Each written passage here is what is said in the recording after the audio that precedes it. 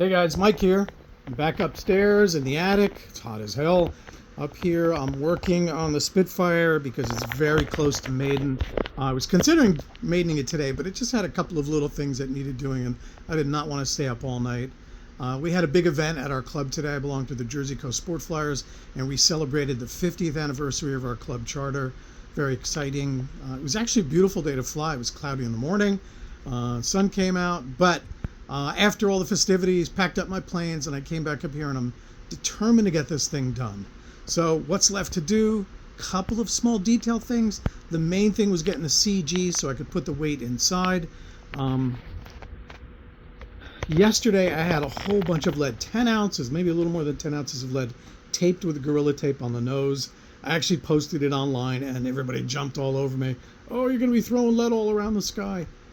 It took me a really long time to get it off. It was really hard to get off. And I took it off because I switched from these to G-Force from Value Hobby 3300 2S LAFE packs. I switched them out for 5,000 milliamp packs. So now I've got two 5,000 milliamp packs mounted in the plane. You can see the wires there. There's a plate. See that blue? That's where it is right there. So anyway, these 3300 milliamp packs weigh about 7 ounces each. So let's say 14, 15 ounces for this.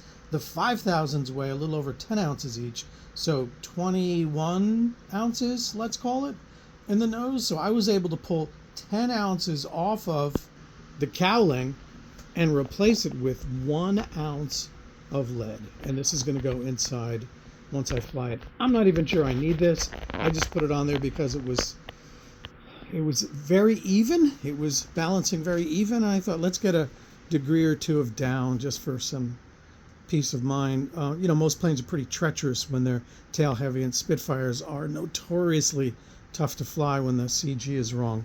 When you get the CG right, they're pussycats. You have to keep, for anybody who flies Spitfires, you've got to keep your elevator throws very low. It's very prone to snapping with too much elevator, but that's not for now. So you can see that it's balancing just a few degrees down. And I don't want to go any more than this because when the landing gear is extended, the wheels are so far forward. If you looked at my video the other day, the wheels come up. You see the angle and the you see how angled the mounts are? And this is from factory. So that's all stock. Those are Sierra gear with lightweight foam wheels. The hubs are heavy though. So when they come up, the CG is this line here. But when the wheels come up, the wheel axle is probably right about here. It's pretty far forward.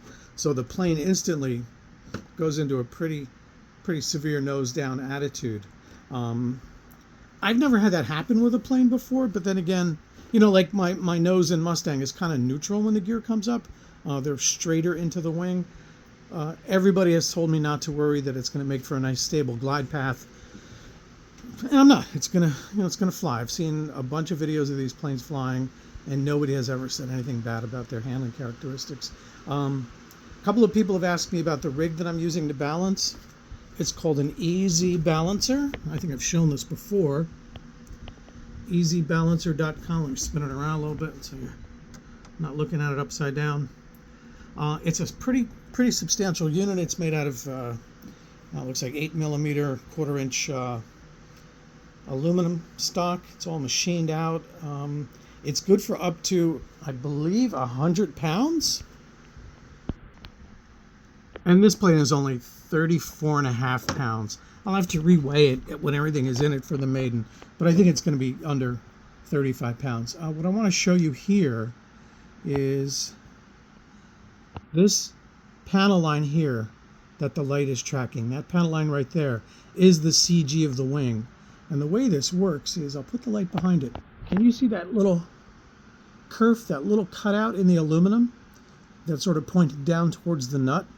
That is the CG mark. So that's the center. That's the point of rotation for the system. And then below it, there's this little pin that keeps the plane from flipping one way or the other if you're wildly out of shape.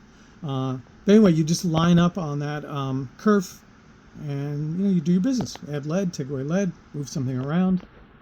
but it works pretty darn good. I've used this before on some of my bigger planes, and it seems to me to be a little easier to use than a Vanessa rig. I was not going to make one of those things and hang it from the ceiling. I know guys swear by them, but it's not my thing.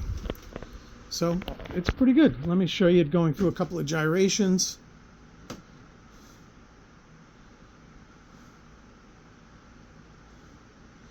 Let's go tail. Let's see what happens. Tail down. Boom.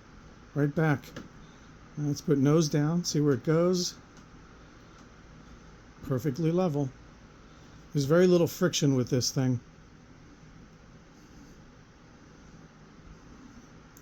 I think we're pretty spot on. All right, guys, stay tuned. Hoping for a maiden maybe sometime in the next 7 days. Maybe during the week or maybe on Saturday if the weather's cooperating. Take it easy, fellas. If I'm not back before the 4th of July, have a happy 4th. See you all soon.